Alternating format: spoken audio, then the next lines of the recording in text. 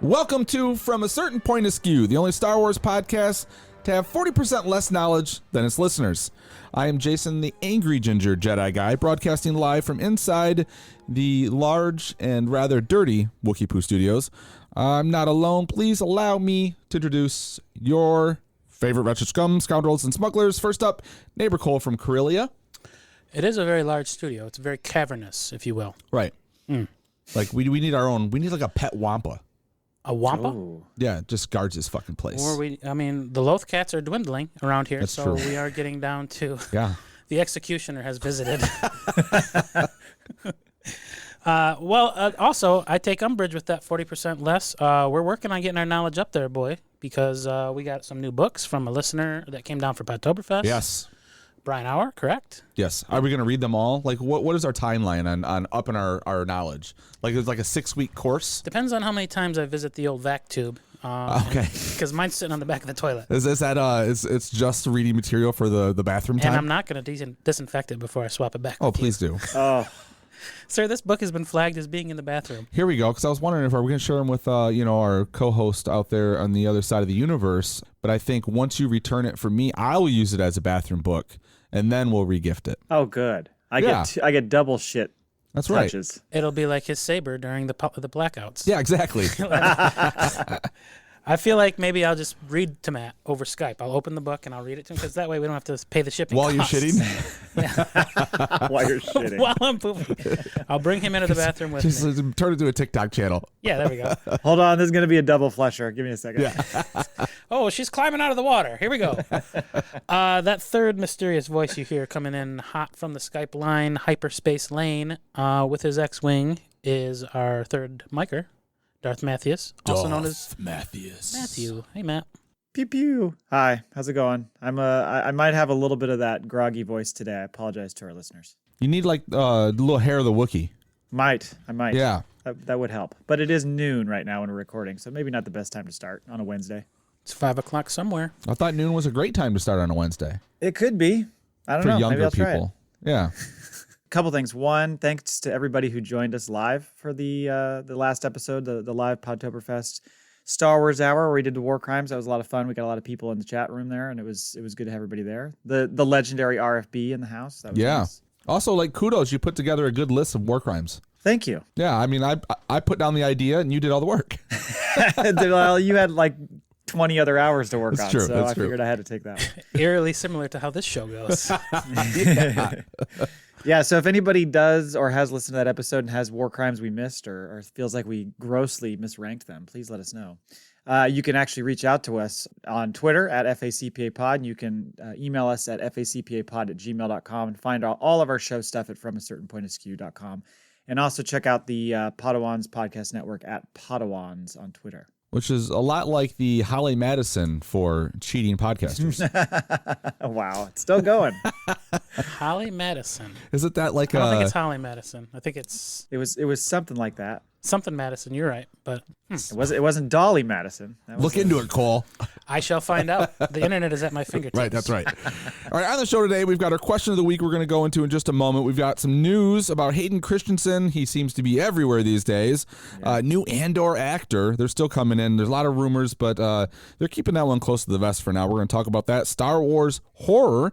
And then we've got our Star Wars Rebels Season 3. We're going to discuss the first half, episodes 1 through 11. That's our meat and potatoes, if you will, our crate dragon, and I don't know what a potato would be in the Star Wars universe, but we can learn about that a later. Melu run. There we go. Ashley Madison. Ashley Madison. Ashley. Thank God we I got wanted that to say sorted. Happy Madison, but Oh. that's the production company for Adam Sandler. Right. Wasn't there we'll go on. This isn't the show for that. Maul Bag, we've got one email. So you look, our Star Wars followers, listeners, and watchers, you guys are dropping the ball. We need more in our Maul Bag. So listen to the show this week and shoot us an email next week. Matt, what was the email again?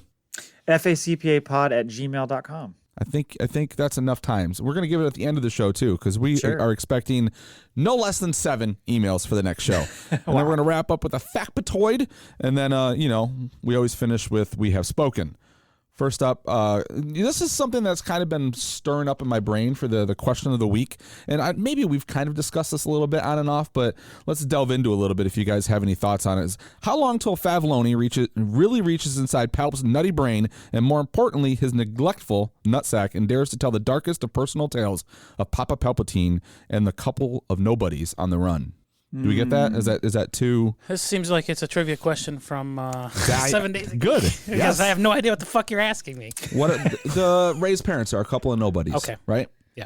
So I like how they're kind of going in right now and filling in the holes or telling us stories we didn't realize were holes right now. So I would like to know this story. Like, what is the whole process of how Rey was created, stolen, abandoned, all of this. Well, there were some holes that were definitely filled, if that's what you're asking.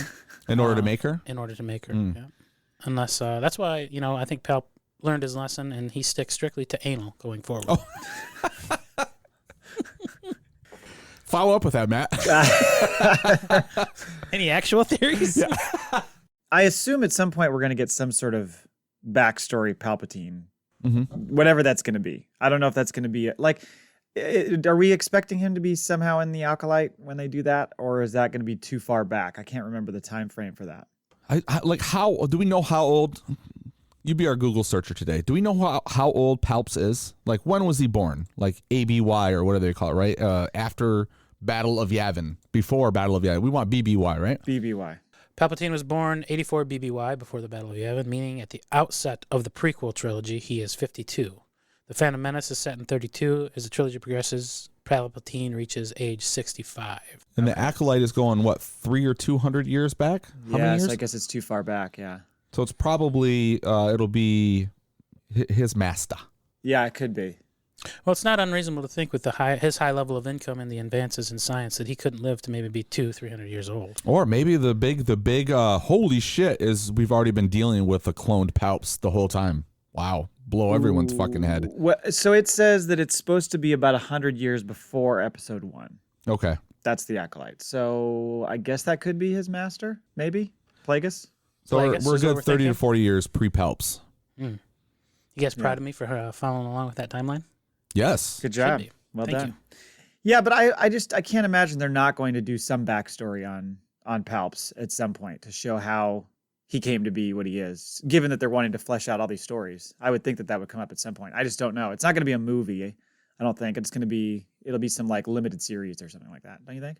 Yeah, I think it would have to be, right? Even if it was like a limited run, like the Book of Boba Fett or something, where like, we're going to, each episode kind of goes into an era or whatever, and we get a little bit. But like you got Jodie Comer, who's a Emmy award-winning actress for Killing Eve, right?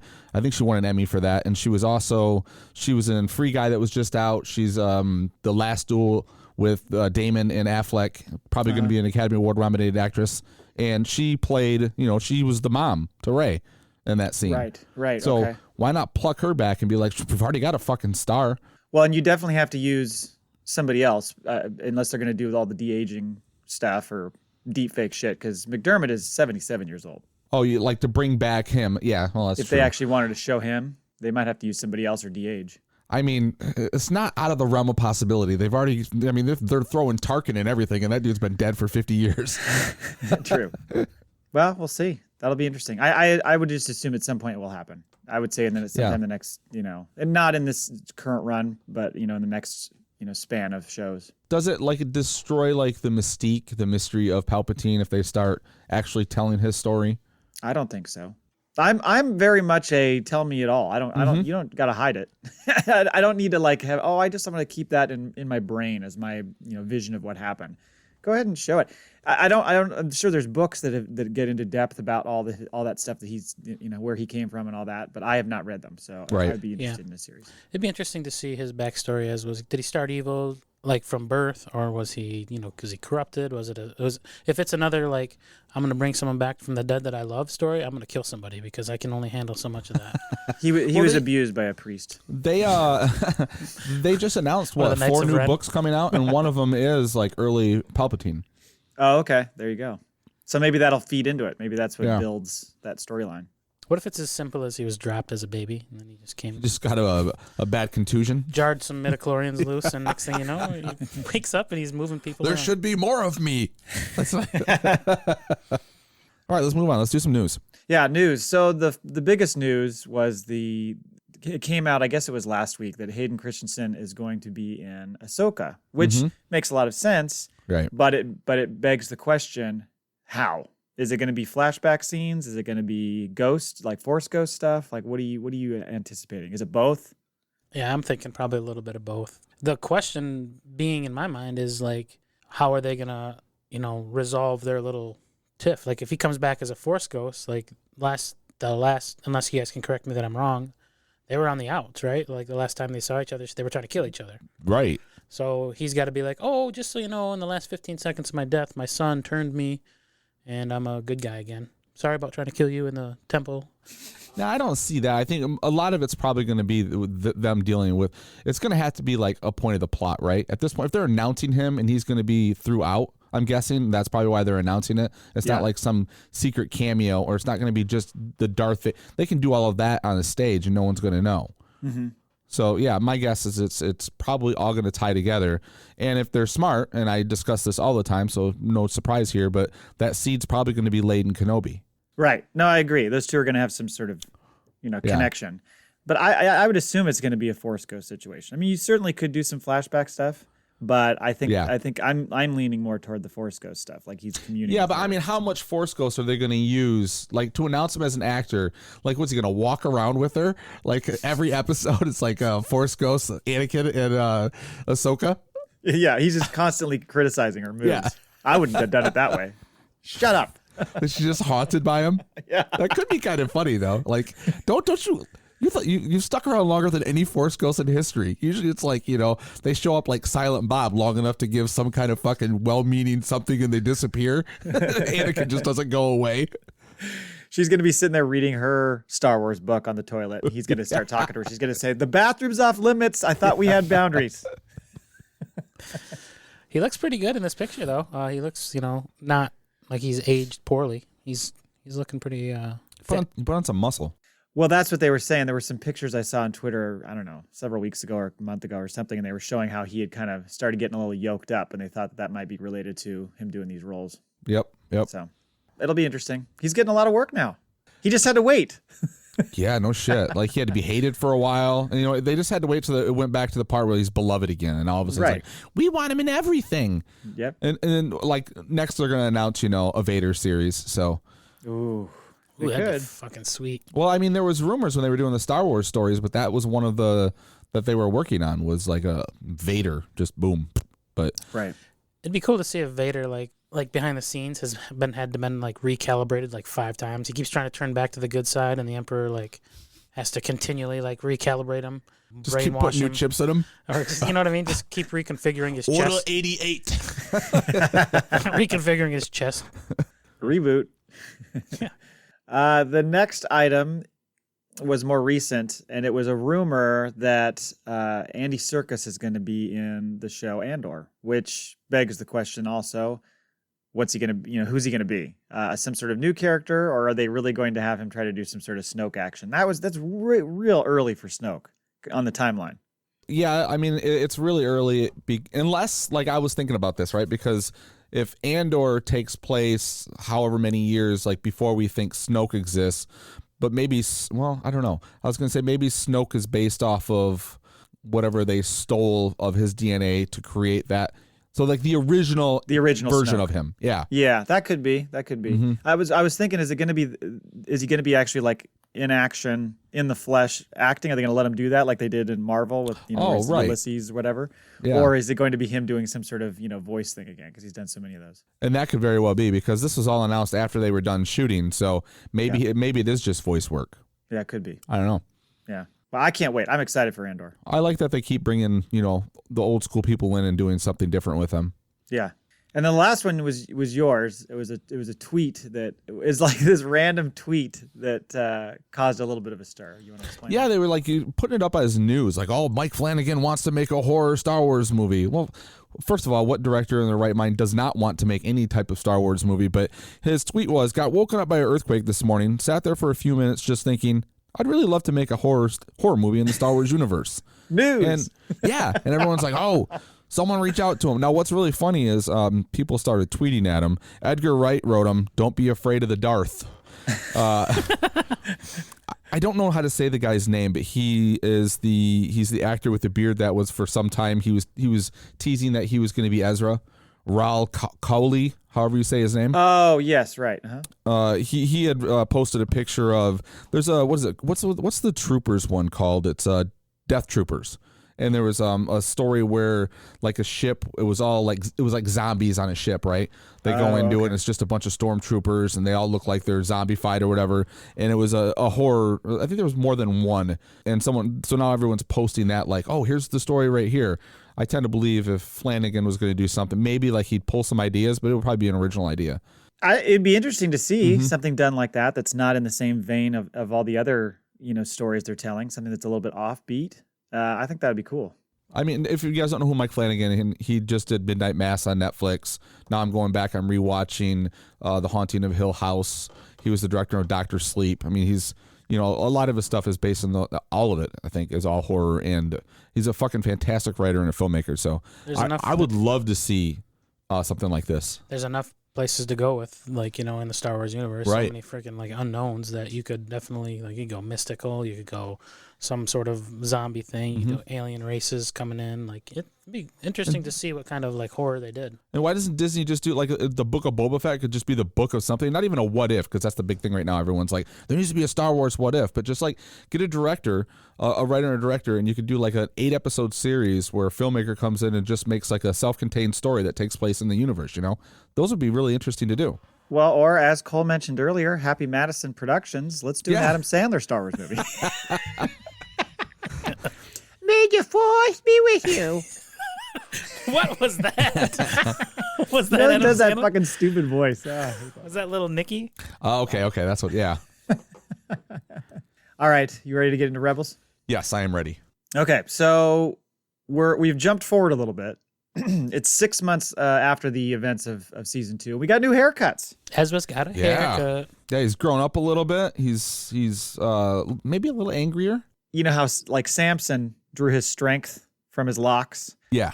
Clearly that's what like Ezra drew his like humility and respect from his locks, because once he cut that shit off, it all went out the window. He is a prick in this series or this season a lot more. I'm wondering who would be his Delilah then. Would that be maybe Sabine? It could be. She got a little haircut. She did. Yeah. Different color too, right? Isn't every season she has a different hairdo? Different haircut? Well, the first 2 seasons I thought was the same, but she freshened it up. It was basically their way of showing you time has passed. Yes. Yeah. Things have changed. He's gotten a little taller. Fun fact, Sabine was the inspiration for Rachel on Friends. She changed her hair so many times. Oh, nice. Because of Sabine. I like that, this show was created a decade after Friends went off the air, but sure. It still works. It still checks out. Timelines are not my strong suit. We've covered this. That's very true. Well, but also Ezra's got a new blaster. He's got a new slick green lightsaber. He's clearly worked on his skills because he's like... Yeah, he's moving around like a fucking Jedi. Well, that was my first parts of the note for episode 1. Sorry about that sentence. Clearly was terrible. Again. I had a little stroke. We're going to take you out back when we're done That with was the this recording. first thing. The first thing I had written down in my notes was Ezra's not shy about using deadly force this season. So he goes out right away, blasts a stormtrooper, then he's slicing and dicing with his new green saber, kills another stormtrooper or 2. Well, and so they're on this rescue mission to get Hondo. It's a lot of Hondo this season. There is.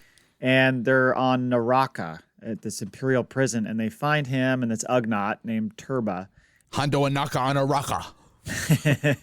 And they try to, as they're escaping, they get pinned down by a walker and some troopers, and that's when Ezra does the mind trick on the walker driver and starts shooting his own troops, and then has him just walk off the ledge to his own death. And I love it because, who is it? Sabine asks him, she's like, when did Kanan teach you that? And he's like, he didn't. And like, some Yeah. dark shit going on. This made me think of our episode we just did where Grant was throwing out, did Ezra commit war crimes? And I'm like, he might be about to. Oh yeah, very true. Yeah, you can really see the influences of the Sith Holocron. Yeah. that it's having on Ezra. He's like, Yep. he's very defensive too, and it's like, have you learned nothing from anyone ever in the Jedi Order? Like seriously, like stop. Well, no, he hasn't. Like how? To answer you. Like, well, that's my question. Like, how do these idiots keep falling for the easy way out? And Well, like, when you're trained by someone who was barely trained themselves, and then Right. you've got Maul with this dark influence, and it seems to be once you kind of give into it, you're better, faster, stronger almost immediately. Right. So it's like, why not? Intoxicating to have that extra power boost, Drunk I don't with like power. it. I hate it. He loves it. Not a fan. Yeah. But then when he comes back, Hera criticizes him for not knowing all the details of his mission, and he throws like a total tantrum and goes in his room, and that's where you see that he's got the Sith Holocron that he's fucking with over there. It's Yeah. kind of like his little imaginary friend. And it kind of sounds like Asajj when it's talking to him a little bit, and it's basically saying, don't trust your friends. I mean, That's it's what a I bad thought influence. too. Yeah. So I thought the same thing, and I was like, well, hold on a minute, but Yeah, he's very angsty, and he's I don't need you, and I don't need anyone. Yes. Like he gets all mad at Kanan for trying to be like, hey, listen, why are you fucking with the Holocron? And like, meanwhile, you seem to go like straight emo when you're a teenager going through the dark side shit. well, Kanan's off like completing his own little training. He's sitting there. Are they on a low? No, where's their base? Yeah. Adel or something. I can't remember. Atollin. Atollin. And he ends up discovering the Bendu character, Yeah. right? The big elk or whatever the hell that thing is. Elk/oak. Yeah, but before that, we get Tarkin comes in. We get Mm-hmm. Tarkin, and we introduced Governor Price, who's now the new governor of Lothal. And it's Yeah. funny because the first time around when I was watching the show, I honestly thought it was Cate Blanchett. I thought that was her voice, but it is not. It's some other. Oh, gal. the dark haired like number 2. yes, bob cut. exactly. Yeah. She's got the bob cut. Yeah. She looks. Like every time Thrawn speaks, she gets a little. Ooh. Yeah. Yeah, she's on that Thrawn Duke. And then that's when she's saying, "Hey, I'm like worried about these rebels. They're fucking shit up all the time. There's this whole plan they have that they're going to go try to salvage some Y-wings, and that is sorted by the fact that she goes, says to Tarkin, I need the 7th Fleet, and he's like, okay, and in comes motherfucking Thrawn. Yep. I forgot how much I enjoyed this character. Grand Admiral Thrawn never loses his patience. Always cool, calm, and collected. I mean, And always 7 steps ahead. always. I love how fucking brilliant he is, and they're doing it right. And I mean, of course they are. Everyone's Look playing who's involved, checkers, but- and he's playing chess. Like Yeah. he's like, let them escape. You'll really like the books, the Heir to the Empire books. Like Thrawn is fucking. He's He's a excellent badass. character. And he Yeah. immediately knows. He's like, they're going to go after the Y-Wings. Yep. And like he knows, Yeah. like you say, he just always knows exactly what they're going to do. Yeah, he's like 3 steps ahead of him. Mm-hmm. And yeah, and back to what you're saying though with the Bendu thing. So Kanan is trying to figure out what to do. He's basically cut himself off from his friends, from the Force, etc. And so the Bendu is kind of showing him that. He's like, there's other ways to get around. There's ways to get around your blindness. Like you can Right. essentially focus on your other senses and all that to live your life. But you got to like open yourself up to your friends. They need your help. Have you ever thought of buying a cane? He says sight cannot be healed, but you can be taught to see. Yeah. Right. Very cryptic. Mm-hmm. He Yeah. could be like the blind justice. Remember that with Rutger Hauer? Yes. He had a cane with a fucking Yeah, with a sword in it. samurai sword in it, Yeah. or katana blade. Yeah. Mm-hmm. There's a callback for you. The voice, by the way, of the Bendu is Tom Baker. I looked that up. He was like Doctor Who way back when. He was in. Oh, okay. He was. I don't know if you ever saw this show. I can't remember if it was a series or a movie, but there was a movie called Nicholas and Alexandra, which was about the Romanovs, and he Okay. was Rasputin. But also, funny tidbit about him: he was the narrator of what film? Enemy Mine. Oh wow. It's back. Can't escape it. I looked that I up. I love was like, it. you got to be kidding me. Is that 2 episodes ago? I think Yeah. so. So anyway, just they go to get the Y-wings essentially, and that's when Ezra starts throwing his weight around. He's like, "They're there. We're gonna fucking take them." And they're like, "No, we're just doing recon here." He's like, "Bullshit. I'm in charge." Yes. Yeah, he's a real see you next Tuesday this whole episode. He He's like, is. we're going in, and now that's an order. And like they're all like, oh, well, yes, sir. I Yep. guess let's go in there. And then cut to episode 2, which is where you get to them flying in, and right off the bat, I think we found a droid that's a little bit more savage than Chopper. The dismantler droids are real motherfuckers. Yeah, Oh, we yeah. Yeah, those things are badass. Yeah, they start taking a bite out of the old ghost right off the bat, and they Chopper has a little fight with one, and then later on in the episode, one of them like grabs Chopper and just tosses him to the side. Fucking doesn't he like deactivate him and then just chucks him? I thought, oh fuck, he's gone. Yeah, right. No way. He's always coming back. Mm-hmm. And then they get to Hondo, and Hondo. Did you like when Hondo was speaking Ugnaught to the Ugnaughts? Yes. Pig Latin or whatever the fuck that was. Pig squeak. I didn't know that the Ugnaughts were like, that's weird. The Ugnaughts in this are like pig based versus the Ugnaught from The Mandalorian was, kind of Nick Nolte based. Nick Nolte-esque. 48 Hours esque. Yeah. Well, the ones in Empire were kind of more piggish, weren't they? I never heard him squealing though or anything like that. Yeah, Or I guess maybe not the squeaking squealing. around, Yeah. Who knows? I don't know. He was a more advanced. Quill was a more advanced Ugnaught. Very much so. He spoke basic, so. Anyway, so then, yeah, as you mentioned again with Kanan was, he just continues to learn more and more from the Bendu, trying to figure out what he's going to do. He goes and jumps in with Hera's like, let's go get Ezra. He knows that they need to go help them. And so they're refueling the Y-Wings, and the Empire shuts down the whole thing and like locks the ships. And so Ezra's like, okay, I'm gonna go up to the command room and turn that shit off. So he cuts the power off to the station, which immediately makes the thing start fucking sinking. Yes. And then they realize that the Y-Wings don't have hyperdrive, so they're stuck. And then that's when the Empire comes in and kind of cuts off their escape, and that's also when Ezra loses the Phantom. Fucking Phantom. Bye-bye. Yeah, that thing's gone. But they get away with 5 of them, right? They don't they throw Chopper in one of them. He like hive minds all of them, and they all fly with right. And then of course Hondo, who was there to like help out, whatever, he ends up taking off early. Takes off. He's always, I fucking hate him so I much. like him. He's just kind of. But you lived. Next time we see him, everything worked out. He's the slimiest motherfucker around. And then there's one point during the episode where Sabine, in frustration, yells out Carabas, and Zeb's like, my thoughts exactly. Yes. She really commits to it. She's like, Carabas! Yep. Like, Right now? You got a Carabas right now? Then Hera and Kanan have to dive bomb in and get Ezra out like just in the nick of time, save him from that. And that's when Ezra's kind of like, sorry, Kanan. Feels bad about being such a dick to him. Don't worry, you're going to be a dick again in a couple episodes. Well, as he's going down on the station, he's like crying to Kanan, help me, Kanan. Get over my head. Help me. Like, it's fucking like, you're such a little pussy. Well, and then Thrawn tells Price, hey, let him go. Because he's playing the long game. He's like, I don't want one cell. I want the whole rebellion. Yeah. He's really, really trying to figure out how this little group functions. Exactly. And then Ezra gets his command stripped, but again, he's just happy to be alive, I think, at this point. Did you catch who they were getting the Y-Wings for? General Dodonna. You know who that is? No. Blue Squadron, maybe? He's the old guy on Yavin 4 in the original A New Hope, telling them the layout of the attack on the Death Star. You know, the guy who's briefing the whole crew? Okay. And telling them like how, you got to use your photon torpedo or whatever the hell. Yeah. Because it's ray shielded and all that kind of stuff. That's him. That's General Dodonna. I have to get a picture of this guy to see if I can spark my You'll head recognize him right away. You've seen A New Hope a million times, so you'll know who he is.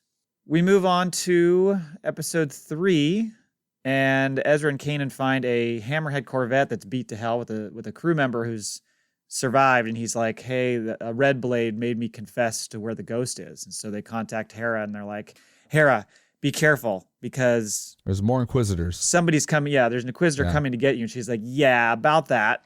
Over my shoulder here is Maul. And walks the hologram as, Yeah, that was kind of like no chill. They just kind of threw that in there like, oh, you guys got captured. They didn't tell anyone what was going on. Maul's just got them all on their knees. Yeah, and he's demanding the Sith Holocron and the Jedi Holocron. And he's like, I want both, or I'm going to murder all 3 of these people. And he just keeps bringing it up that his apprentice. Oh, yeah. He's like Caden's big brother. And he's just always like, that's mine. That's mine. Yeah. Oh, he's doing it to antagonize him. Uh-huh. I mean, like, it's half the reason he does it. But I think he also deep down is like, I could sway this guy. I need a side guy. So Hera reluctantly giving Maul the tour of the ghost was so fucking funny, because I was waiting for her to like walk into her room and him being like, "Is this where the magic happens?" And she's like, "Sadly, no." I mean, we hugged in here a couple times. Yeah. He's not even allowed in here, even after he's been It blinded. looks like a 1950s sitcom, like they got his and hers beds. Right, exactly. I think this is the first mention we get, though, of Kanan's real name. Right. Caleb Doom. Mhm. And because Maul's like mind fucking Hera to tell him stuff and reveal where the Jedi Holocron is. So he gets the Jedi Holocron. So one down, one to go. Yep. He also drops the bomb. So I can't remember, shockingly enough, he once ruled Mandalore. Where did that, was that Clone Wars? Did Yes. I miss that? Yeah, remember when he was Yes. like laying on the fucking throne, like twiddling the fucking That's right. dark saber, and then he fucking force chokes. Kenobi's girlfriend. Yes. Right? Uh-huh. Well, That's right. yeah. Well, he fucking puts the dark saber through her. Yeah. Yes, he does. He kills her. Impales her with that big black dark saber. Gives it to her. Big Yeah. black saber, the Yeah. BBS. Yeah. Say my name. So then Ezra takes Kanan to find the Sith Holocron, which he left with the Bendu. He had left it with him earlier. I forgot to mention that. What's he say? It's safe. Well, what's wrong with that? Well, that might be the problem. Because now they got to get it back from this big fuck. Right. Well, and he's telling him, he's warning him. He's like, if you put the two holocrons together, that's going to like make the wielder all seeing and really dangerous. So it's something you need to be careful of. So Ezra's like, well, fuck, I'm going in that cave to get that thing.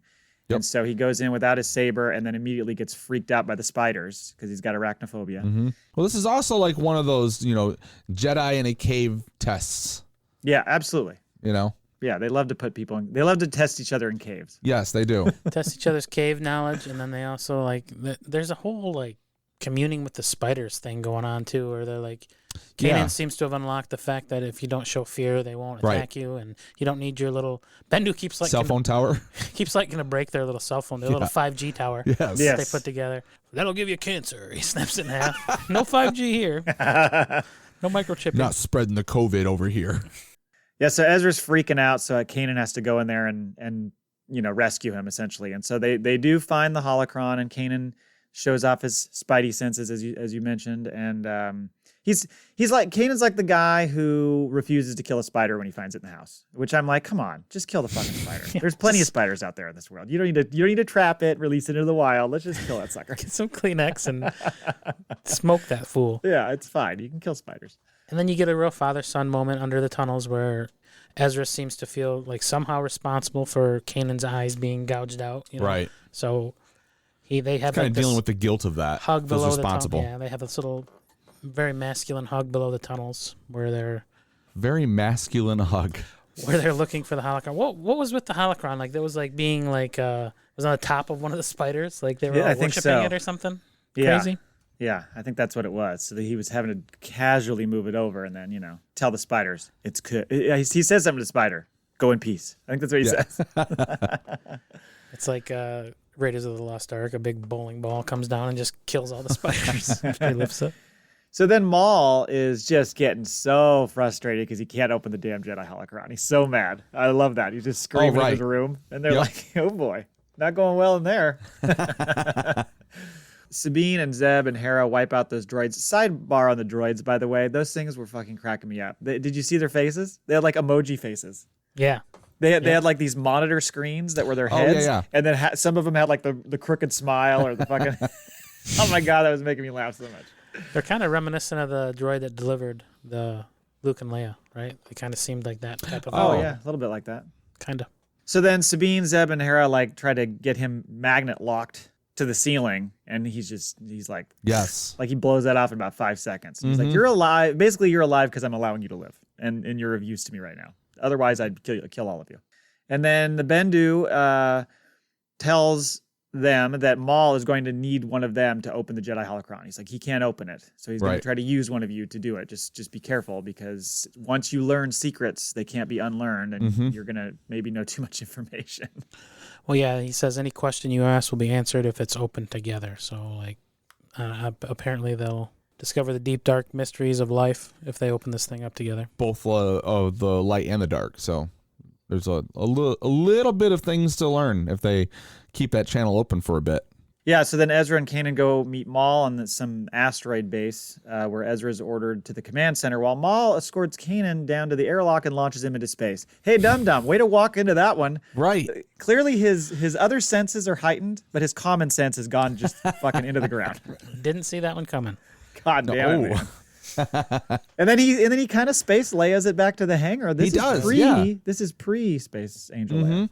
So maybe that's where they got the idea. Yeah, then now we know where they got the idea. His nose is getting frostbite as he's flying in. I did like you could see like frost stuff on his clothes when he first got up, and I was like, oh, it's a little cold out there. It's cold out there, but he can breathe just fine. He was holding his breath. Okay, sorry, I didn't know. He took a little forced oxygen bubble with him out the door. Maul orders his droids to kill the prisoners, but before they can do that, Kanan does the triple decapitation, which was a slick little move that he did there when he dropped down. Fatality. But then Maul and Ezra open the holocrons, and they combine to form this crazy bright light. But Maul's like, I can't see anything. And Ezra's like, I see something, a way to destroy the Sith. And then at that point, Maul goes, I see him. And Ezra says, twin sons. And I was like, oh, fuck yeah, here we go. So then the holocron like sends this charge that basically blasts them all back, and Maul escapes, and he's doing that maniacal laugh. He lives. Yes. Yeah. So he's all excited. Ezra doesn't know what the fuck it means, though. Like, so fast forwarding to the end of the season, like, or not the halfway point of the season. Maybe if Maul had just listened a little bit better, he would have gotten the same exact information he gets at the end of episode 11. It's like they don't know anything more at the end of episode 11 than they do at the end of episode 3. He does. Well, like I'm saying, like if he listens, because you hear Ezra say it, twin sons. Oh, right. Okay. And then he wasn't listening to that. He just saw Kenobi. He didn't know where he was. He was transfixed. Right. I will find him. Maybe if it wasn't Darkseid, he wouldn't be so focused on his anger. He'd be, more attuned. What is he now? Because like they say like the gray Jedi or whatever. He's definitely looking to kill the Jedis, the Sith, like anyone who's wronged them. I think maybe anyone who's actually ever known him. So he's not. I wouldn't say he's a Sith at all. He's not a Sith. Like he talks about how he wants revenge against the Sith and all that kind of stuff. So I'm not sure. I wouldn't say maybe gray. Maybe like a mauve. He's like he's the opposite of Ahsoka.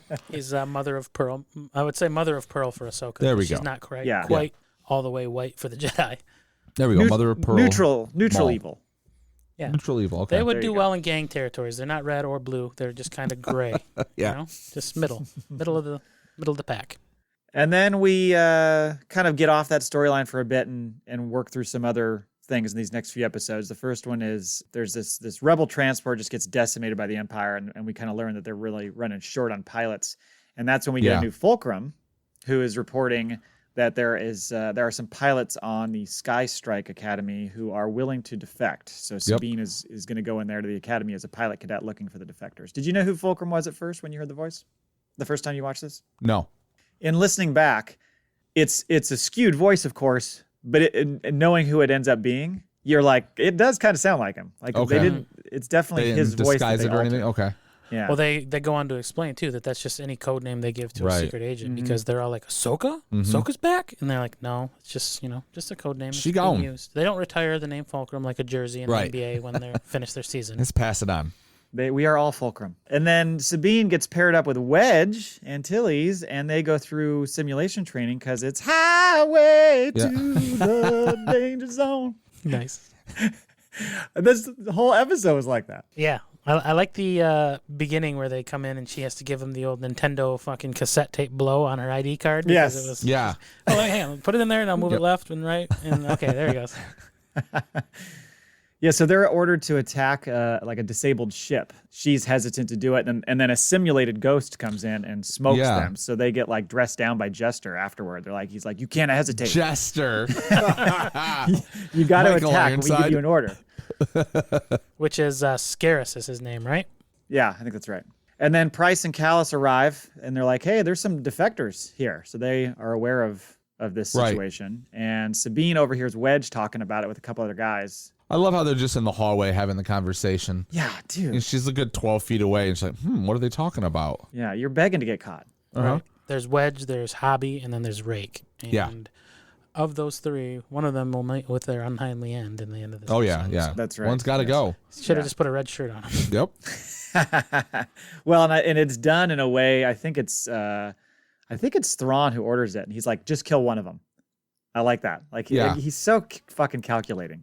But Callus reports that he's found nothing of the defection plot, and so Price devises this plan. Like, we're going to send him out into space, basically smoke out the defectors that way.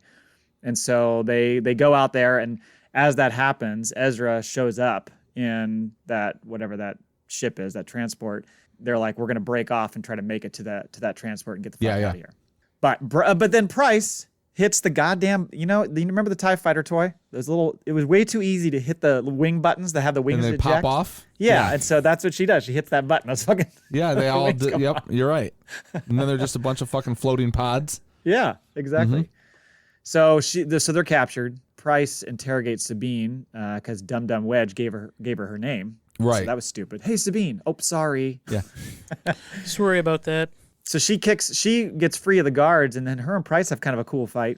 Look at a little ninja kicks in. Little Krav Maga. Yeah. If you will. They're was fighting pretty back and Someone's forth. going to get electrocuted. Right. So she gets away, gets Hobby and Wedge out. Yeah, they're like, mid-discussion of how they're going to go rescue her because, they can't sit around anymore. Yeah. She just shows up like fucking James Bond with a big gun. You guys ready to go? That's pretty cool. And then Callus actually helps them escape, and he's basically saying how he's doing it as payback for Zeb helping him on that moon. I miss my enemy mine. How is he doing? I miss his scent. Has he had his baby yet? Yeah. He's like, Our hey, baby. real quick, does Zeb ever mention me in conversations? I'm just curious. What I mean, did it's he no big say? deal if he doesn't. Yeah. He might forget. I don't care. Don't tell him I asked, but does he ever talk about me? So then they steal a bomber. Jester goes after him, but before he can get the kill shot, Ezra scoops him up and they get away. It was kind of a fun episode. It was. It was kind of cool to see like early Wedge. Early Wedge, yeah. Yeah. Then we're back on Ryloth, where Cham and Numa are being chased by the Empire. What are they riding? The blur. The Blurgs are back. Yep. Those things haul ass. I I don't know, think they I got was enough like, when respect did these ones get in souped the up? Mandalorian. Yeah, Right. the Mandalorian does not show off their skills with speed. No. And they're taking blaster fire from the fucking, the speeder bikes behind them. One of them just like, Mah! Yeah. Like, it's like he fucking weaves off and keeps his feet. They must have like old blurgs in the Mandalorian. Like they're just like decrepit, can't really get a good run on. They're just kind of a slow moving walk. These ones are like 12 years old and ready to fucking Or maybe get. they're just bred for farming. Those are the farming blurgs. Okay. There's racehorses and then there's, Yeah, all right. workhorses. Yeah, they're not stud blurgs. They're not stud blurgs. Okay. So the ghost swoops in and helps them, like it helps rescue them, and Cham reveals that the Empire took over their house as the headquarters and yep. also took their Kalikori, their little family heirloom. And so Hera's like, well, we got to go back and get that shit. They do this diversion so that Ezra, dressed as a scout, bike trooper, and Hera can go back to the house and basically look like he captured her. Yeah. And then, so real quick to add on to that, Captain Slavin, or Slavin, whichever way you want to say it, he is the one who's taken over the entire province. And then I believe it's Hera's dad, Cham, says something to the effect of, like, he got really good really quick in one of our attacks. Like, he'd been very sloppy and disorderly, and then all of a sudden, like, he got ingenious with his military strategy. And that's what ended up, he lost. They end up losing the palace. So, prequel to, who's back there calling the shots. Yep. Yeah. Yep. Right. Yep. And then so they had that moment there where Chopper, who's now in disguise, of course, is staring at that crashed Y-wing, and she explains that that's the Y-wing that she pulled him out of, and that Yeah. they kept that there. But he's clearly triggered because he's not answering them when they talk to him. Yeah, they just go on without him and leave him there. He'll follow along. I wonder if there's a backstory there. Maybe that's what turned him into the serial killer that he is. Like, I think something so. happened. He lost maybe his droid babies somewhere or something in that. What happens? They get inside and they're basically trying to find a way out because they go to Cham's office and get the They get in Kalikori. easily. Yeah. And then they're like, we need to get the hell out of here. But Thrawn shows up and he clearly knows what's going on the whole time. So, but he's being all calm and cool about it. So they try to go through the like a basement. It's exit, like but a they whole can't. headquarters down there. Yeah, it's like the whole headquarters. But then they try to go. They're like, well, let's go back to the front door. Oh, the front door is pretty lightly guarded. Let's just walk right out there. And of course, as Hera's walking out, Thrawn walks in and she tries to fake that she's like a refugee and not really Hera. And he just a masterclass in undressing your enemy. He just like walks through all the reasons where he's like, I study my opponents, not just like their tactical moves and stuff, but their culture, their philosophy, their art, because then you really understand them and know exactly what they're going to do. By the way, this is Harrison Dula. Yes. He's like, I was an art history major at the Imperial Academy, so I do recognize this Kelakuri. And he knows it's Ezra, and he's still got the fucking helmet on. I know, he blasts him like the second he tries to do something. Yeah. You see Thrawn for the first time in the entire season lose patience with I think it was Slavin, the governor. The governor, right? Because he's such a uncouth pig. Yeah. You know what I mean? He's just like, well, I don't give a shit about art, and he starts shaking him. What you say? Like, sorry. Again, I was an art major. Don't fucking disrespect me. Art is not subjective. Bring me my Merlot. I'm gonna go relax. So then Cham is ordered to surrender, or he's gonna kill Hera and Ezra, and that's when Hera and Ezra kind of learn about the exchange they're gonna do for her dad. So she's like, let's just rig this fucking place to blow. So she has Chopper. His glee running around and setting those bombs everywhere was so fucking funny. Yeah, you're like, he snapped out of his little triggered moment because he's like, he's like, I get to destroy shit? Yeah. What, murder? I'm in. And so, during that exchange, he blows the house. Kanan does a nice little fucking redirect of the RPG right back at the walker. That was pretty cool. Yep. This is when she walks out and she's like, I'm sorry, Dad. For what? You'll see. For the mansion. Yeah. Boom. And again, Thrawn is like, let him leave. They fought well. Is this the one where he's like, they get this win? Yeah. They deserved it. Yeah. Yeah, exactly. Lets him fly by. Yeah, and I think he says something about how either he says this or it's just you're interpreting it that like, I learned more about them from this. I'm just going to save that for later. Yep. So fucking patient. He keeps learning and like reading the rebels and figuring out their tactics. So. Yep, exactly. Next is the last battle. So this is Ezra, Kanan, Zeb, and Rex go to an old Clone War battle site on Agamar looking for supplies. Supply run. This season definitely is like Favalonian crew. You can tell they're starting to miss like the Clone Wars. Yeah. Because stuff starts seeping in this season. Absolutely. You see a lot of it. And definitely with this episode. Yeah. So it's because it's separatist droids, and you realize it's that Kalani guy who we saw in the Clone Wars. He was kind of the master tactician droid or whatever. Oh. So they capture them because they think the separatist ship is abandoned, but they didn't realize that those droids are actually there. And it's funny because Rex comes to and sees the battle droids and starts having like PTSD. Flashbacks. And then he calls Kanan Cody. Yeah. He's like, what? Who's Cody? He's like, I'm going to need you here with me now. Oh, okay. So then the Kalani guy basically reveals that he prevented their shutdown when Order 66 came through because he thought it was like a trick. So he was like, he prevented them from shutting themselves down. And so now he's like, and just so you know, I think the Separatists are better than the Republic, and we're going to play that out right now in a little war game. Yeah, a little strange, right? He was holding on to that really tight. He was like, we're going to fucking win, goddammit. The Clone Wars aren't over until I say they're over. Well, yeah, for being an impartial, calculating droid with protocols and programming, he's kind of like taking the whole thing a little too personally. Yeah. A little too personal. I love the line, though, when the fucking little droids go, Roger, Roger. And Ezra's like, who's Roger? I saw that. I appreciated that. So then, meanwhile, Chopper discovers a Nemodian shuttle that the Trade Federation used to use back in the day. And Sabine and Hera, Sabine and Hera are like in the midst. They're waiting to like get a distress call from them or some sort of call from them, and they're trying to like escape some TIE fighters because they were off getting fuel. But Chopper sends the distress call and it gets intercepted by the Empire, and they're like, okay, we're gonna go to Agamar and destroy all those rebels now. So now they got they got to fight two wars here. Exactly. Yeah, so they end up going through, like, Rex ends up getting hit with a shot. His Generation 1 armor, he makes a reference That's pretty to funny. Yeah, holds up.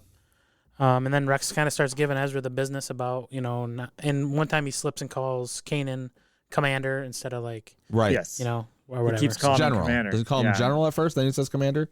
Yeah, and then he keeps kept correcting himself. But that's when you get the line where Ezra wipes out those whatever those droids are called. What are those things called? Destroyer droids or something? The destroyers, with the shields and the. Yeah, so he wipes them out, and they get past kind of the hangar, and they start going inside. And what you were saying, Cole, is like, Ezra says something like, "I make a pretty good soldier, huh?" And he's like, "No, did you hear what he said? He said, no, good soldiers follow orders." Oh yeah, fucking straight out of the Bad Batch. Yep. I thought that was kind of funny.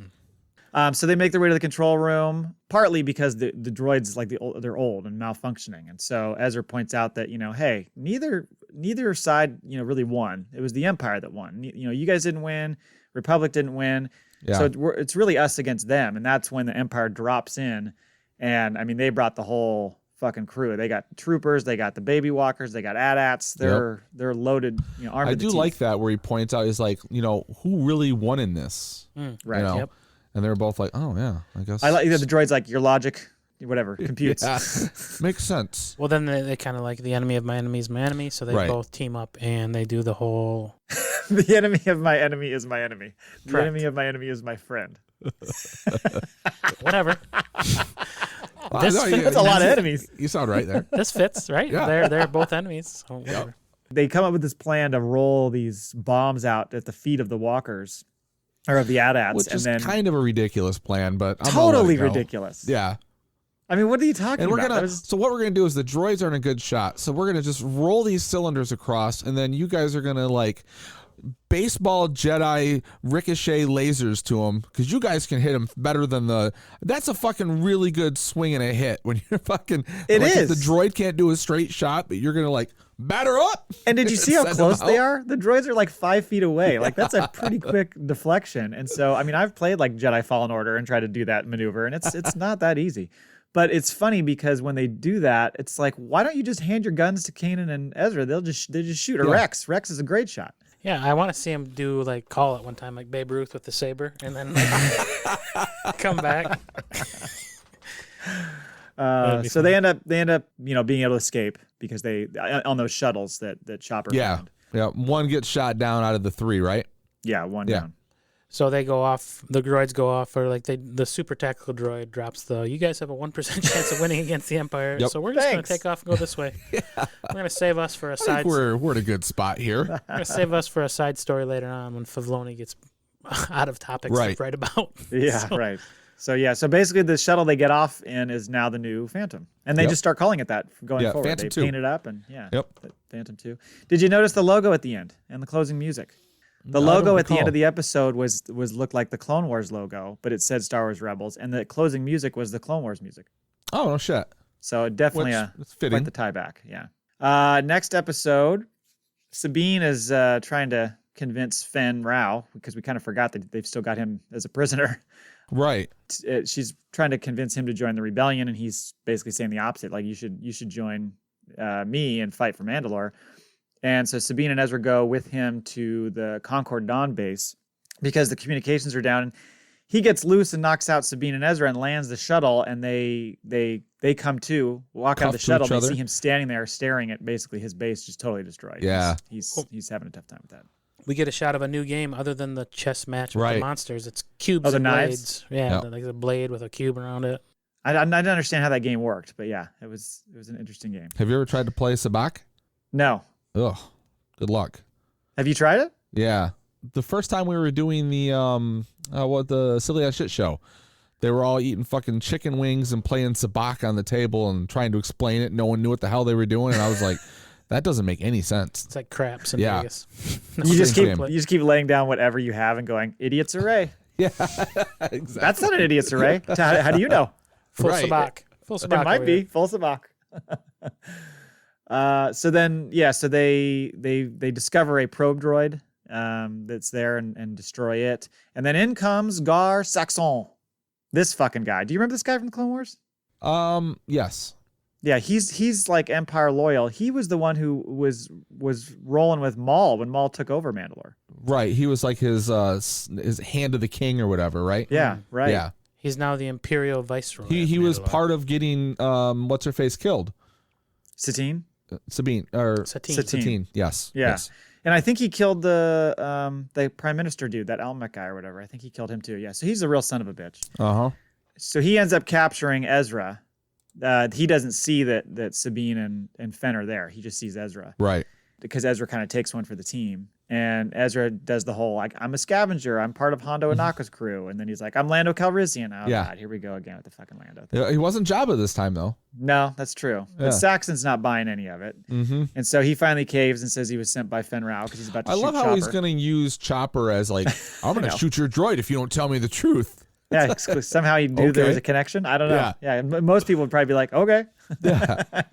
And Gar also makes the revelation that he's Clan Vizsla, which is also what Sabine is, right? Exactly. And he basically was saying how the only reason he has allowed the rebels safe passage through her system is because he's been trying to lure Fen Rao back. Right. So Rao and Sabine work kind of this two-man game to wipe out some of the troops, and Sabine scoops up a jetpack. I always wanted one of these things. So that was pretty cool. And then Ezra reveals himself to be a Jedi right before Sabine tosses that smoke bomb in and gets Ezra out. And then Rao takes off in the shuttle, and they're fucked. They're like, what the hell? Fucking, he went to the school of Hondo. And he comes up and he's kind of confronting Sabine, says something about her mom. Like he gives her the whole, your mom. Yeah. She's on the Empire side. She's not very proud of you right now. No. Yeah, you abandoned the academy and embarrassed your family. So now she's on our side. She's like, that's not true. That's impossible. Don't listen to him. And so then she's like, give me Rao and swear allegiance, or you and Ezra are dead. So she's like, okay.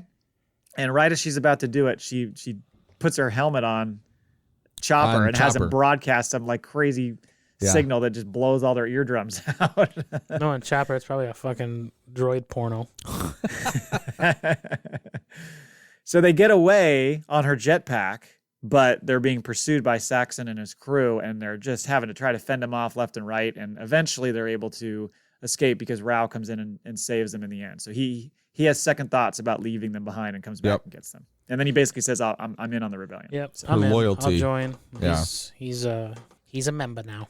Now, what did you think of Iron Squadron? Because I had a feeling that was going to happen. God, I hate that kid. What's his name? Mart. Mart. It was like Mart. Han Solo. He was just like this cocky fly whatever in a fucking souped up looking YT. Looked like a Millennium Falcon offshoot. Yeah. Inside when they were walking around, it looked like the Falcon. It was the YT 2400 was the It's like the Tesla version. Yeah, he'd be Han Solo if Han Solo sucked in every way. This is like as a human being. What is his name? Calican for fucking Matt. Yeah, That's this guy. he was just a cocky flyboy, you know. I'll take him. That was kind of an ingenious move, though.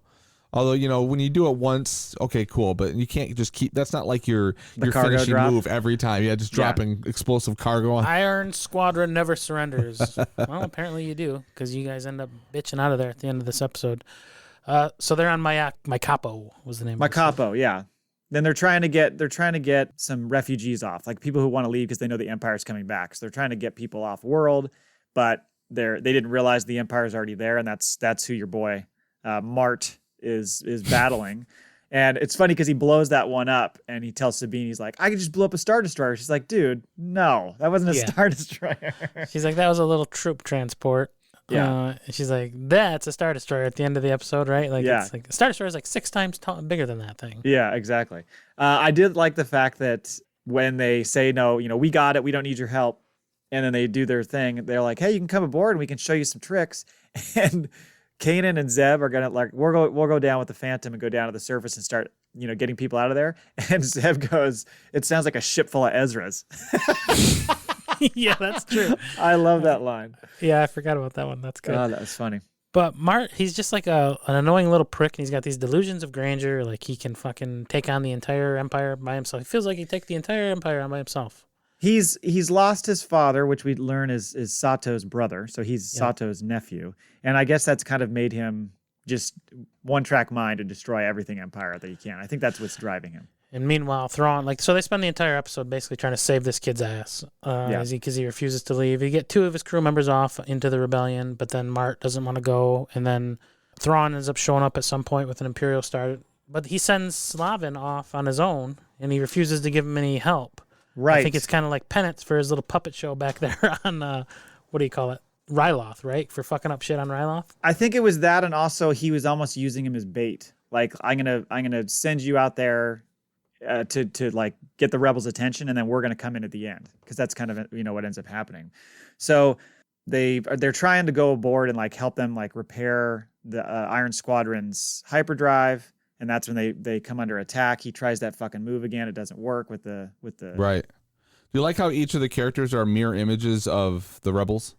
So the big dude is supposed to be Zeb. Yeah, I think so. And then the girl, I mean, she's The girl's obviously supposed to be Sabine. Sabine. Yeah. Yeah. When I first saw her, I was like, is this fucking Beyond Thunderdome? Like, is this Mad Max? You know what I mean? Oh, what does he say? Real fucking cocky as fuck. And she's like, oh, there's 3 of you. He's like, oh, you can count. I'm like, you little motherfucker. I want to snap your neck. Like, Don't you talk to Sabine like that. Yeah. Just fucking annoying. The whole entire time. They should have just left his ass. Do you notice like Sabine seems to be a little bit more into Ezra now that he's like emo bad boy Ezra? Oh, she Like, likes she the bad doesn't- boy. Yeah, yeah. She doesn't seem to be so like, ugh. You know, like he's not always trying to like vie for her attention, and she's ignoring him in this season. You got to play it cool. He's not so vanilla now. It's like that haircut. Yeah. She Yeah. likes the dark. She likes I like the dark it. side. Ezra learned if you play it cool and act like you don't like him. they'll like Exactly. Yeah. Just treat him like complete Oh, you're shit. still here, Sabine? Kanan, what's your secret with Hera? Well, I don't touch her, and she doesn't know that I love her. So try that. Never tell her. Treat her like complete shit. Once that move doesn't work, like you said, they get the other rebels away, or the other 2 members of Iron Squadron away, and then they put Constantine puts a mine on, Yeah. or is it Constantine or Slavin? Is it Constantine or Slavin? Let's go with Constantine. I think it's Constantine this time. Maybe not. Yeah. Nah, fucking it up. Anyway, the Imperials put that mine, they attach it to the Iron Squadron ship, so they send the droids out to basically Yeah. kind of disable it to a degree and then stick it on the cargo, the last bit of cargo that he's got. And then they use that to drop it. Essentially, they attach the Ghost to the Iron Squadron and then drag him along and then drop the cargo and blow up that light cruiser. He's like, I blew up a Star Destroyer. He's like, that's a light cruiser. Yeah. Again, just not going to give the Keep credit. going on with that joke. He's working his way up the ranks. Yep. And then they escape because, again, Thrawn's like, let him Let go. him go. Well, he says his whole plan was to draw Sato in and a test to see if Right. he'd come in. And Sato knew who he was. Sato's Yes. like, yeah, well now you know that I'll come for my people. Uh-huh. It's like, We'll see each other again. Yep. you gleaned Dun, some dun, good information dun. from me. Back to Hondo. He is, and who is he bringing with him? So Ezra's like, hey, I got a deal with Hondo we're going to do. We need to get some weapons, blah, blah, blah. So just you got to like listen to the whole thing. And they're like, Yeah. what? And he's like, oh, I brought my partner. And they're like, who's your partner? Fucking And door Ezra keeps opens going, up. just wait. It's Yeah. not a big deal. And it's fucking Az Morgan, that piece of shit. Sloppy, floppy. How does that thing keep surviving? Az Morgan? Yeah, he's slow. He can't walk. He's like fucking top heavy. I have He no thinks idea. He gets one over on him on Lando's land, and then he's like, oh, he's trying to waddle away. He just always shows up. You don't eating walk some nasty anywhere. fruit. Yeah. I liked how at one point Hondo says, now don't be blind to this business opportunity. Oh, sorry, Cam. Yeah. As you can see, sorry. Oh, my bad. Yeah, the loss of sight puns were in full effect that whole entire episode. Yep. And then so Hondo's saying, hey, we got proton bombs on this ship. There's some treasure that Az Morgan and I want. So let's Yep. go and we'll each get what we want. So they find this Imperial freighter is adrift and abandoned, and it's being pulled into this storm. Oh, and AP5 is back. I love AP5. I like AP5 as well. Yeah, he's funny. He's the droid that's like he's got this voice like that. Oh, yeah, he's the, Chopper's buddy. Yeah. Yeah. The one that I thought was the diehard actor, the guy from Harry Potter. That his voice. right. Yeah, his voice Alan is escaped. Yeah, Alan Rickman. Rickman. Yeah. And he just keeps popping up. Like every couple episodes, all of a sudden he's just with them. Yeah. But he must he must run the fort when they're gone. I think he's so. always on their home base. Right. He's still doing inventory. You know, Yeah. as much as he was mad that he lost his navigator spot and is doing inventory for the Empire, he's just doing now he's inventory doing for it the for them. rebels now. Yeah. Nothing really He's changed for him. He's treated nicely now. So Zeb's given the lead on this job because Hera doesn't trust Ezra with Hondo. And of course Right. he's pissed about that. Uh-huh. Oh, God, just like a total shithead. And then Az Morgan wants to come on the mission because he's worried that Hondo's going to take the best treasure. Smart. So yeah, exactly. So they find Melch, who was an Ugnaught who used to work for Hondo, and then you come to find out they actually already attacked left this him fucking there? ship, and he left him there. God, Oh, I'm that so is happy such a to see dick. you. I will give you 2%. It's like, okay. So yeah, so they find a ton of stuff in the cargo hold, and they start hoisting over the bombs to the Ghost, and of course there's that whole battle between. It's like the you know- Air Force One where they're like shooting Yes, instead of passenger, exactly. they got, transfer cargo from one ship to the other It was via delivery cables. the cliffhanger move from the beginning of Cliffhanger where Oh, okay. they do the whole. Yeah. I love how Sabine is sitting there on like the ramp, And he goes to shoot those things to connect, and she's like, "Yeah, go ahead." Fucking shoots, and they almost hit her. Nice shot. Nice shot. Let me just stand here. We're connected. Just stand here in case it goes wrong. I'm my wearing God. metal armor, and these things are magnetized, but no big deal. Yeah, we'll be fine. I'm sure it'll all work out. Everything else does. Yep. So then but when they powered up the ship, they didn't realize that it triggered a sentry droid, which captures Az Morgan, and then Zeb goes looking for Az Morgan, and he gets captured.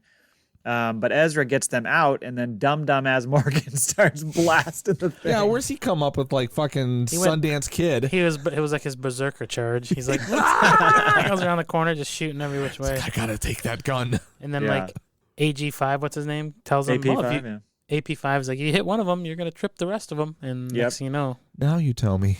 Right. Yeah, they all show up, and so they barely get off. It's running Once gun out again. the back door. Yeah, right. And they're still fighting over the fucking treasure. Yeah, so they get to the end of the hangar, and like throughout the whole episode, you see Ezra kind of getting wise to Hondo. Like, again, it takes him fucking forever to learn any sort of lesson. Like, everyone else knows Hondo's a piece of shit. Yeah, But Ezra's like finally like starting to narrow his eyes at things that he's doing, and like he's only shit on him 15 times before this. What's he say to him? He's like, "Oh, it's like, what was it?" And he's like, "Oh, I never thought of it that way." Something about it was either because if what's his name doesn't show back up, then he gets to keep all the treasure. Yes, right. He points that out to him. He's like, Yes. "Oh, well, you are right. I never thought of that. Yeah, you did. That's exactly what you're trying to do." So it comes to this point during the transfer where they're riding their proton torpedoes over, and then the sentry droids destroy one of the cables, and that's the one that Zeb and fucking Ezra are on. And they're swinging off the back of this thing. Now, did you guys notice that cable was completely detached, and they're going down with the cargo ship, and the cable that's attached to the fucking cargo ship has nothing on it. So shoot that fucking cable, cut that cable, and you guys will be free. But they're waiting until Zeb and Ezra climb up the loose dangling cable. I'm like, Ezra getting dragged down to the abyss. Yeah, why are they waiting that long? Yeah. Right, just go Doesn't cut make that sense. cable, and then you guys can climb up at your leisure, and you guys will be fine. Like, get out of the storm, you idiots. It's not a perfect plan. But then I like how Melt shows up in the treasure chest that they're fighting over, and they're like, basically, they got nothing. Yes, Hondo and Edward got nothing. Now, technically, you have to split this with me. He's like, yeah, half of him is mine. That was funny.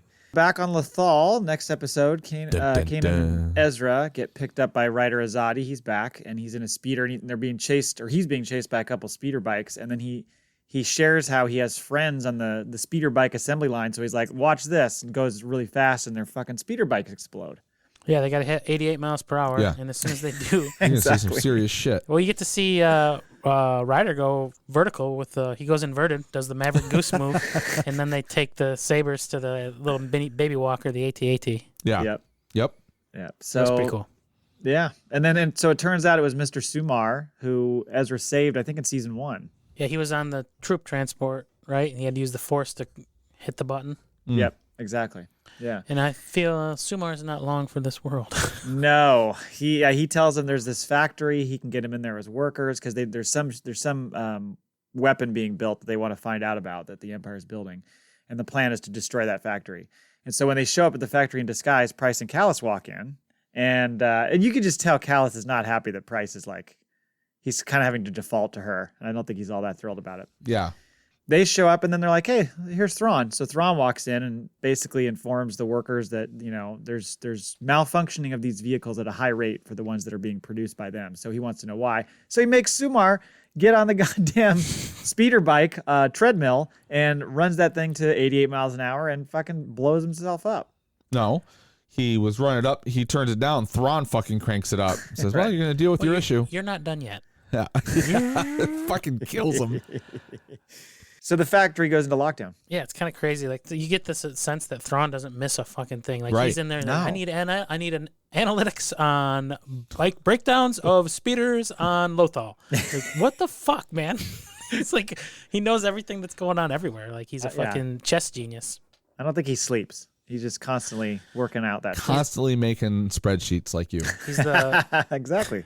I don't sleep either. he's the Bobby Fischer of the Empire. So Chopper distracts the Empire by blowing He does a murder that. in this episode too, doesn't he? There's quite a few murders He in kills this one. it. Yeah, he takes out another droid. Yeah. Chop kills another droid. Yep.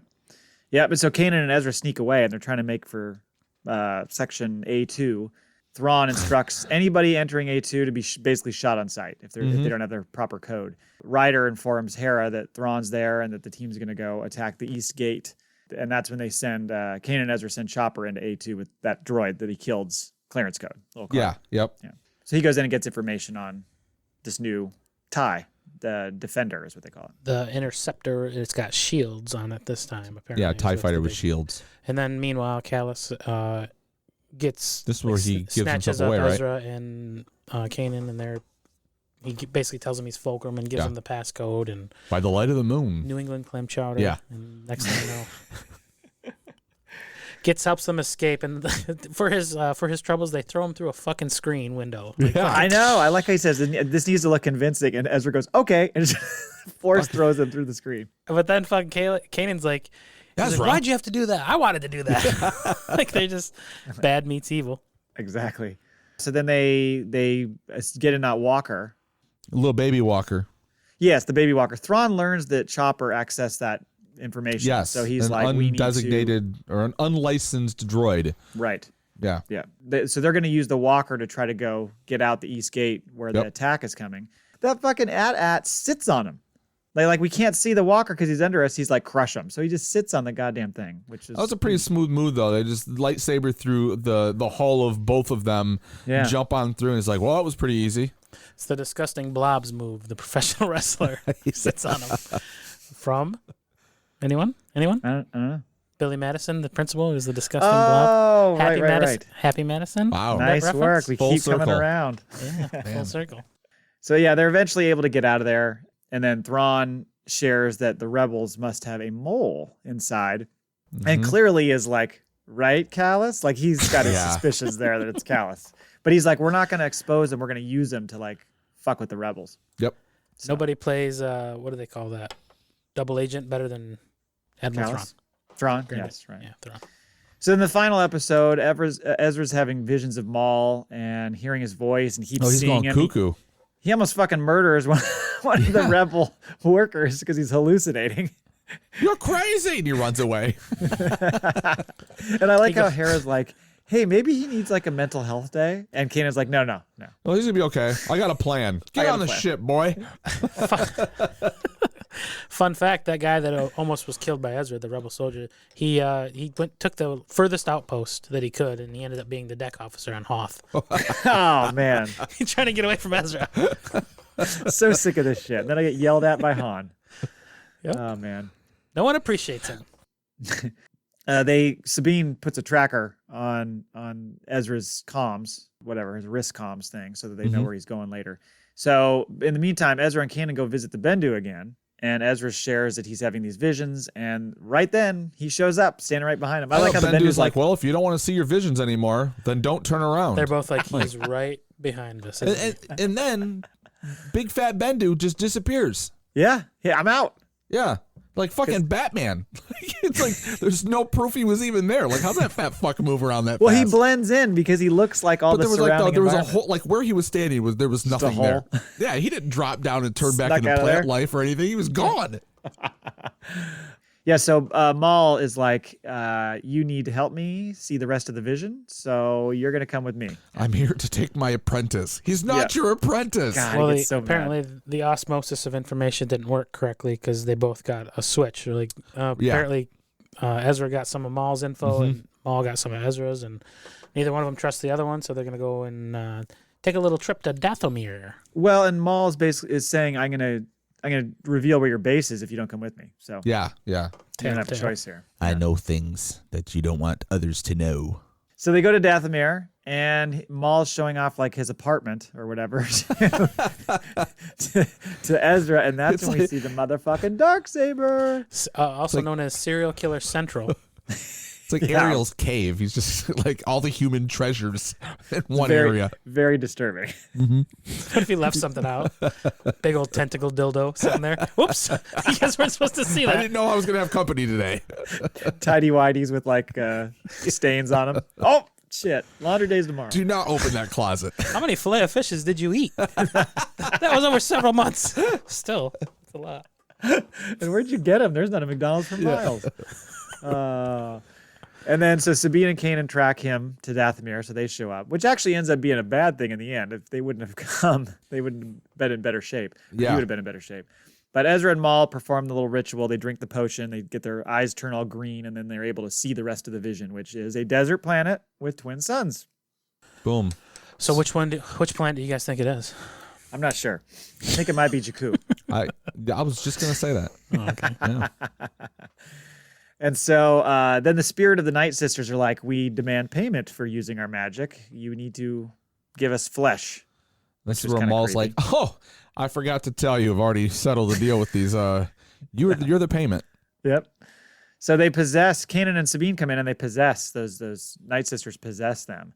And it's interesting too, because the voices of the two, it's Meredith Salinger, who's, she's done a lot of other voices. Patton in Clone Wars Oswalt's- stuff. Patton Oswalt's girlfriend, she was Yep. in movies and shit. Natty Gann. Yep. And Anna Graves is the other one. Anna Graves was the voice of Satine in Clone Wars. Oh, So okay. That's kind of All fun. But then they take over their bodies and they kind of turn into these weird zombies. And Right. Maul and Ezra book it to the end of the cave because they realize they can't exit the cave and still have their powers. Can't get that far away from the altar. Right. So Maul's like, you should leave him. And he's like, I'm not gonna leave him. He's like, you should. I'm leaving. Bye. And you know what? I'm very disappointed in Yeah. you. Yeah, that was weird. He's like, I'm not mad. I'm just disappointed. And he turns around and walks off. Ezra walks away. So he ends up doing like the force push on Sabine. Sabine, yeah. So Who's she fucking gets, going after him with a dark saber, which was know. cool. and then she ends up taking it at the end. Got that dark saber in play now. Mm-hmm. So that's kind of Yep. awesome. He goes back in and double fucking dual wields the altar with the dark saber and Yeah. lightsaber, and boom, those ghost You bitches is shall gone. not project. Nice one. Yep. And so then that's it. He just reveals to them, hey, it's Obi-Wan Kenobi. It's who I saw. Is he didn't know still was alive? Alive, yeah. And he's like, he's on a planet with two suns. Do you know? And yeah, again, they're like, huh? She's like, yeah, what one could that be? The search continues. Mm-hmm. So they Yeah. go to So we're left kind of on a cliffhanger. Now we know, Obi-Wan Kenobi's, they know he's alive. Have you seen that? You've already watched all of this, haven't you? Okay. Oh yeah, we're building that Twin Sons episode that we'll Yeah. have in the second half is pretty fucking sweet. I've never seen, I've never seen this season at all, but I've seen that fight. Yeah, well, that whole episode's good. Yeah, okay. So we'll get there. So that's it. That's the first half of season 3. So it was fun. I was thinking it'd be kind of cool if they open up the Kenobi show, movie, whatever the fuck it's going to be, with like, that's the opening scene is the fight with him and Maul. That would be sweet. They talked about, will they recreate that? That would be Yeah. awesome. Because there's a lot of stuff that goes into that fight that we'll talk about next time. The way he Okay. moves and stuff is pretty cool. Okay. All right, I think it's time for the Maul Bag. Oh, the Maul Bag. Hello there. You've got mail.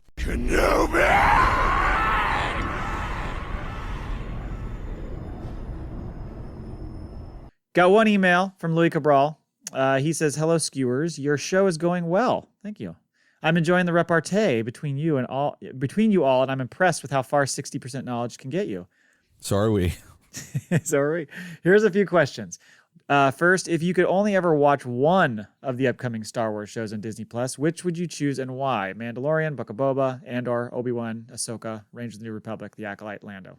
I would go with I'd have to go with the tried and true Mandalorian. I'm so vested in that now. Right. I would be disappointed to not know what happens with Baby Yoda, with the mysterious guest at the end of season 2, He has a name. Grogu, and I want to see what happens. I want to see how it plays out. Same answer. Yeah? Yeah. I just feel like this is impossible to answer. It is. I It is can't choose just impossible. one. But like, even though we know those are being made, if we never see them, because True. at That's a least good we're point. getting what we're 2 seasons into something, so I would have to continue with that. Yeah, that's a fair point. Because I was thinking about, I feel like I'm one of the only people who's really excited for Andor. I'm really excited for that show. Everybody's talking about Kenobi. I think they're kind of forgetting about Andor a little Yeah. bit. So I'm real excited to see them do that because it's going to be it's kind of an offshoot. I think you're gonna see some people we know, but I think it's going to be its own thing, Right. which I'm more excited about. I mean, of course, Kenobi's going to be sweet, and of course, Ahsoka looks like it's going to be awesome too. Oh, but yeah. I don't know. There's so much good shit coming. I mean, how the Acolyte looks tasty, as far as I know. So Tasty. tasty, figure looking good. Which era would you like to see more shows about? Old Republic, Rise of the Empire / Clone Wars, Rebellion, New Republic, New Jedi Order, Legacy era. Cool. New Jedi Order for me. I kind of want to. I've always wondered what happens after 3, 4, and 5. So I'm sorry, 4, 5, and 6. So Okay.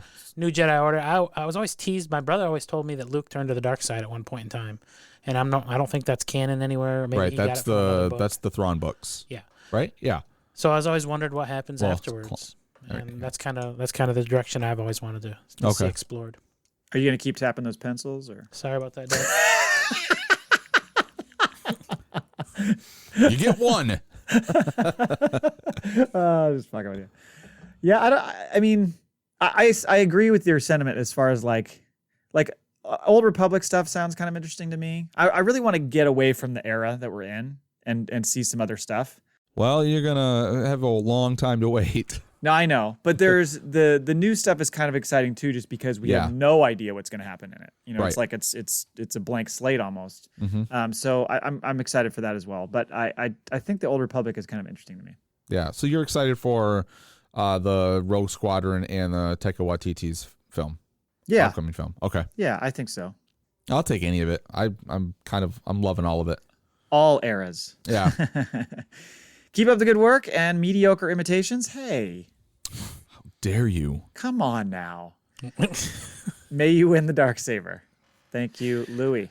I hope we do. Yeah, me too. All right, last up here is our FACPAtoid, and you wrote it. You read it. Because only Darth Vader and select Imperial pilots flew TIE Advanced X-1 prototypes, which is the TIE fighter with the inverted... The curved wings? The curved wings, Okay. yeah. Like a little C-shaped wings. Yeah. Enemies of the Empire consider them as the most dangerous starfighters in the Imperial Navy. Another fun fact, Darth Vader personally selected the Imperial TIE Fighter Aces, who served as his wingmen. Oh, really? Yeah. How do you think he did his selection process? Sexually. Okay. Yeah. Slept with each one? Yeah. Whichever one could take the most Darth dick. If you're going to be my wingman, you're going to be my number 2 in the sec. If your knees can touch your elbows, you're in for the Aces. See, I think he would go out to like a bar and stuff and see if he could be an actual wingman in a bar. Oh, okay. I think that's I want to see Vader try to pick up chicks. Yeah. And so What brings you here?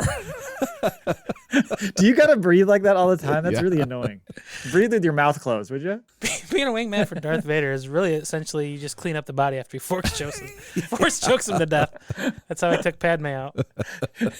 Yeah, he's very into S&M, but he never knows when to turn it off. So it's like he always ends up killing him. And retroactive abortion. Kill the mother, both the babies die. That's it. Basically it. Oh man. Oh, okay. So, thank you for the FACPAtoid. You're welcome. Somehow we skewed something that was totally innocent into something It's what we do. What we do. Yeah.